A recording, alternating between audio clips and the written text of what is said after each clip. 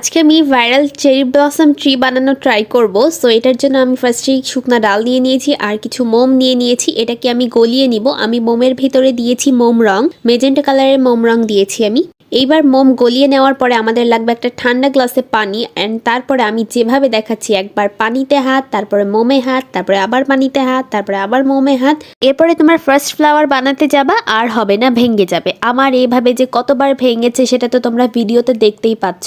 তো ফার্স্ট বারে কোনো কিছুই হয় না, একটু ট্রাই করতে হয়। সো আমি করতে যে ভুলটা করছিলাম, আমি ডালে চাপ দিয়ে কিছুক্ষণ ধরে রাখছিলাম না, সাথে সাথে হাত উঠিয়ে নিচ্ছিলাম, যার জন্য ওটা ভেঙে যাচ্ছিল।